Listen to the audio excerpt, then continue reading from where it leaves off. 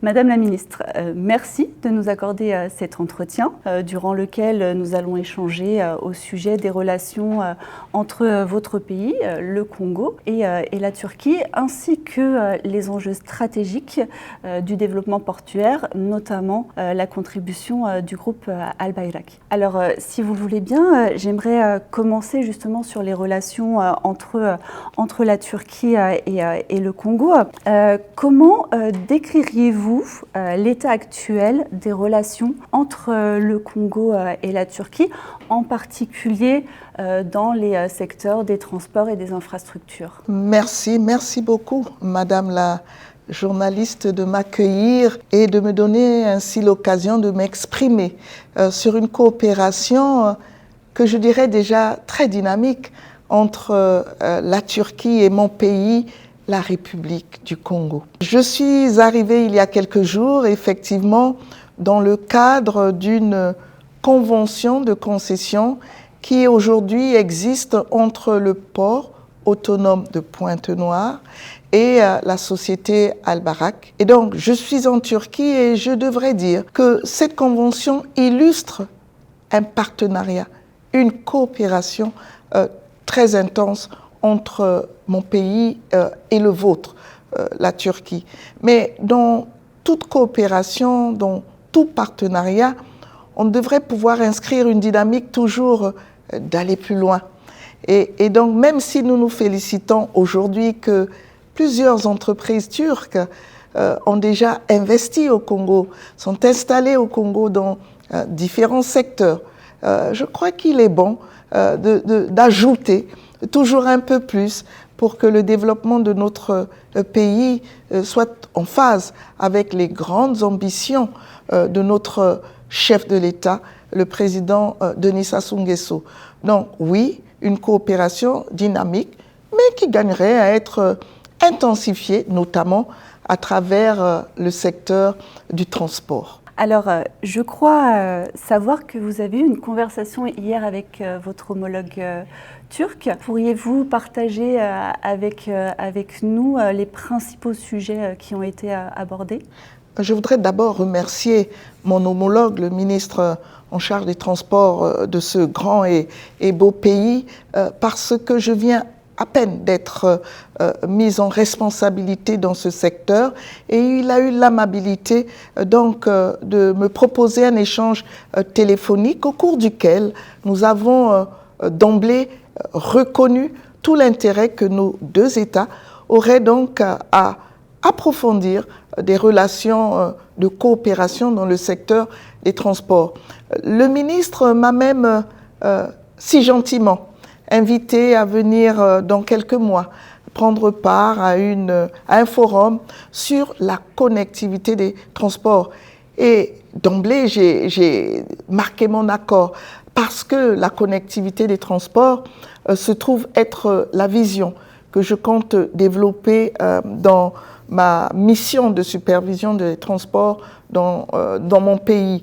La connectivité, parce qu'il me semble essentiel que les transports, aussi bien routiers que ferroviaires, que maritimes, que aériens, aient une interconnexion et une complémentarité qui fasse en quelque sorte que le service qui est offert aux usagers, aux consommateurs soit diversifié et surtout à des coûts qui rendraient donc accessible ce transport pour tous. Donc, ma discussion, mon échange téléphonique avec mon homologue a finalement consacré un souhait partagé que la Turquie et le Congo intensifient une coopération dans un domaine crucial pour l'économie.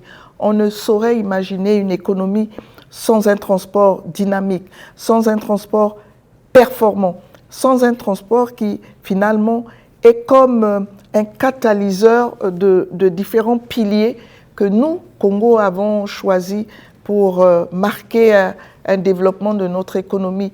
Et si vous permettez, je voudrais dire qu'au Congo actuellement, il y a 6 piliers pour développer notre économie: l'agriculture, l'industrie, les zones économiques spéciales, le tourisme, le numérique et l'immobilier. Donc vous voyez que dans tous ces différents compartiments, le transport joue un rôle crucial.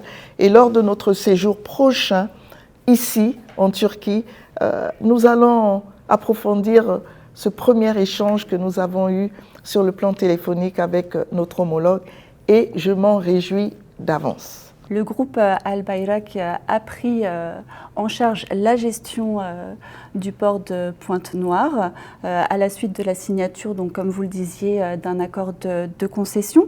Quelle est votre vision du partenariat avec Al Bayrak pour le développement des infrastructures portuaires? Le port est toujours géré par un établissement public à caractère industriel et commercial, le port autonome de Pointe-Noire. Le port autonome de Pointe-Noire a choisi en réalité de concéder une partie de ses activités, la gestion du vrac et du conventionnel, et aussi le pilotage au sein du domaine aéroportuaire, du domaine portuaire. Et faisant cela, il y a donc une convention de concession de 25 ans.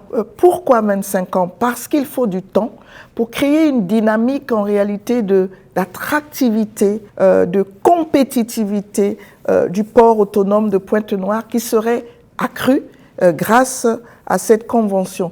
Nous attendons de cette convention, effectivement, qu'elle permette au port autonome de Pointe-Noire d'avoir des coûts de passage améliorés à la baisse, que le service offert à tous les usagers du port soit amélioré. Et donc, nous pensons qu'à travers cette convention, il y aurait, comme on dit souvent, un partenariat gagnant-gagnant. Al Bayrak ayant l'expertise avérée, l'expérience reconnue, puisque Al Bayrak est déjà implanté dans quelques États africains. Al Bayrak est en Guinée, Al Bayrak est en Gambie, Al Bayrak est en Somalie, et je crois même savoir que tout récemment, ils se sont implantés en Guinée équatoriale. Donc, au niveau de l'Afrique, nous pensons qu'à travers donc cette convention de concession, le port autonome de Pointe-Noire pourrait tirer profit d'une expérience avérée qui est plus que décennale, plusieurs dizaines d'années déjà que le groupe Al Bayrak se déploie en Turquie. Et donc, nous avons bon espoir qu'à travers la mise en œuvre de cette concession qui date d'une année, vous l'avez dit, chacun pourrait s'en satisfaire davantage. Quels sont les principaux défis que vous anticipez dans ce partenariat? Madame la journaliste, en disant, vous voyez, quand on parle de défis, on a souvent le sentiment que ce sont des obstacles à franchir. Et donc nous pensons qu'il conviendrait mieux de parler d'opportunités. Et vous l'avez bien compris, une des raisons du choix que le gouvernement a porté sur Al Bayrak et donc a invité qu'il y ait cette discussion avec le port autonome de Pointe-Noire, c'est la certitude qu'il s'agit d'un partenaire qui est ancré dans la construction des infrastructures lourdes depuis suffisamment d'années pour nous faire réaliser un gain en termes de performance. Et donc, c'est un atout, ce n'est pas un défi, mais nous serons toujours exigeants vis-à-vis de notre partenaire pour qu'il soit à la hauteur des obligations qui sont contenues dans cette convention de concession.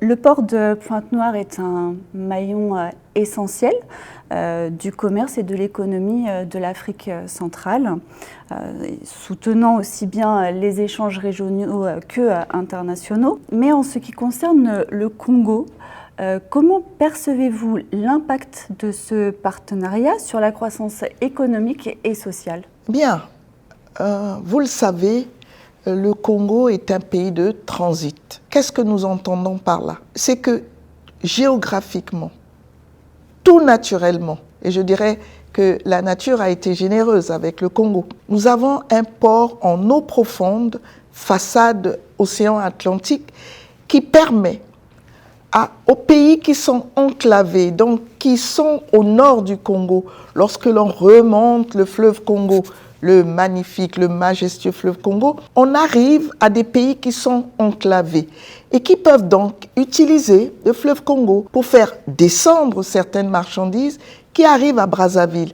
Et entre Brazzaville et Pointe-Noire, nous avons un chemin de fer qui permet donc effectivement de sortir cette marchandise et même au-delà du trafic qui viendrait du Nord Congo, en face, il y a la ville de Kinshasa avec plusieurs millions de citoyens, d'habitants, qui est aussi un marché qui peut être intéressant pour le Congo. Donc, cette position de pays de transit qui découle de l'histoire, mais aussi du voisinage de pays enclavés, nous permet de penser qu'à travers un port autonome, plus attractif, plus performant, beaucoup d'investisseurs, beaucoup de commerçants choisiront, au lieu d'aller vers les ports qui sont voisins, de continuer à venir au port autonome de Pointe-Noire parce qu'ils auraient l'assurance qu'il n'y aurait pas de délai d'attente au large supérieur à 1 jour.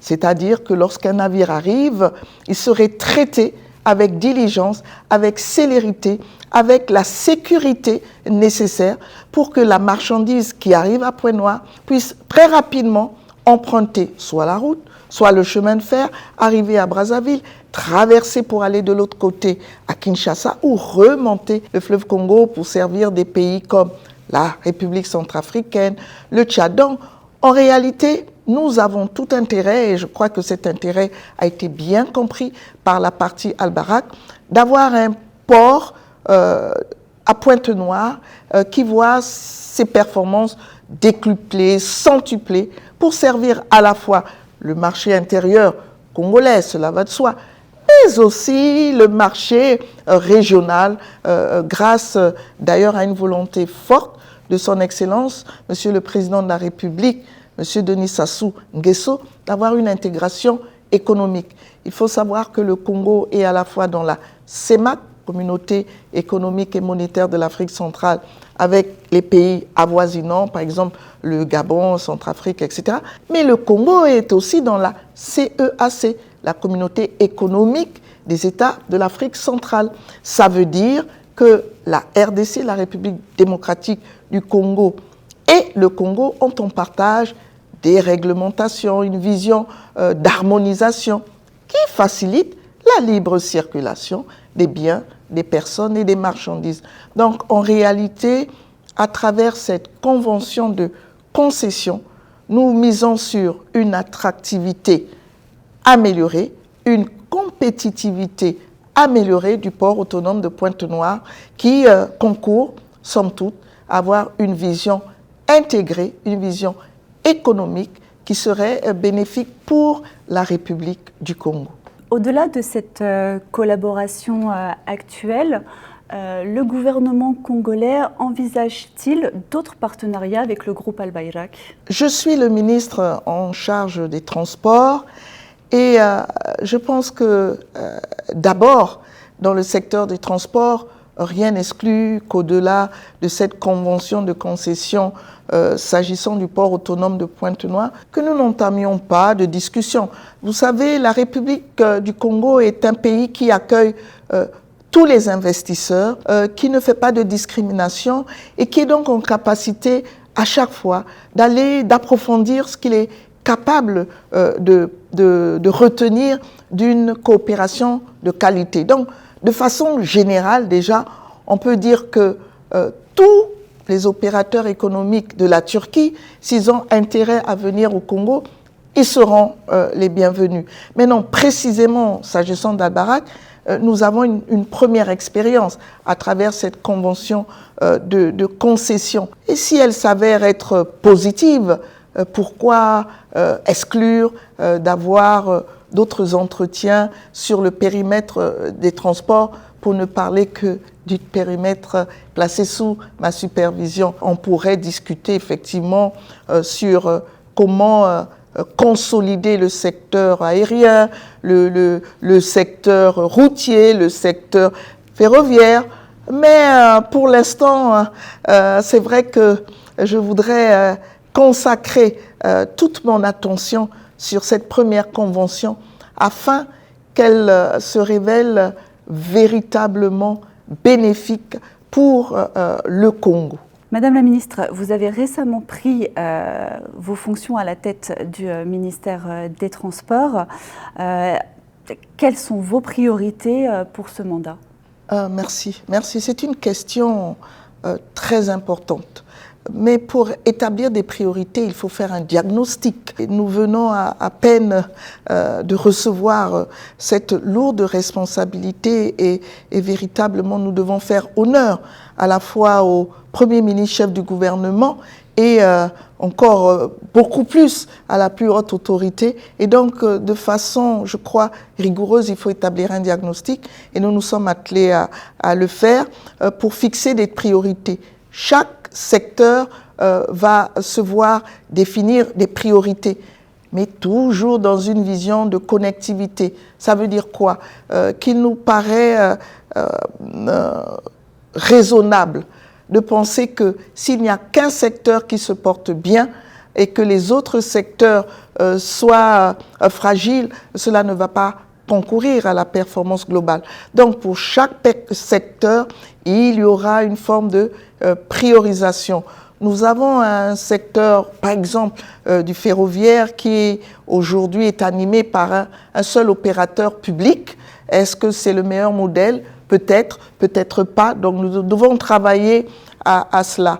Nous avons un secteur routier qui aujourd'hui vient en concurrence avec le secteur ferroviaire. Est-ce que cette concurrence finalement ne tue pas le ferroviaire?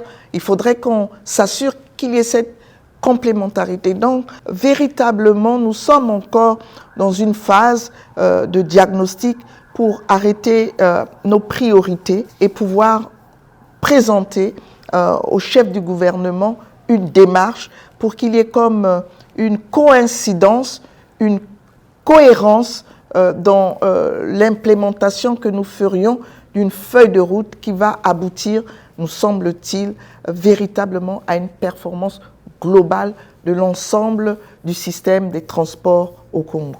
Merci pour cet échange enrichissant qui permet de comprendre les défis et les opportunités à venir.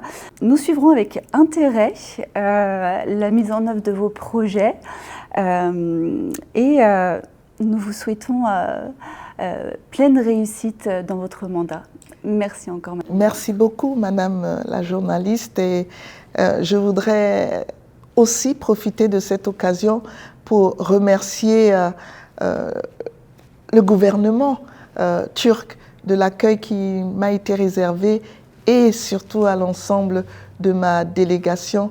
Véritablement, l'hospitalité est bien inscrite dans les gènes de cette population et vraiment, je ne saurais terminer mon propos sans exprimer toute ma gratitude. Merci beaucoup, Votre Excellence.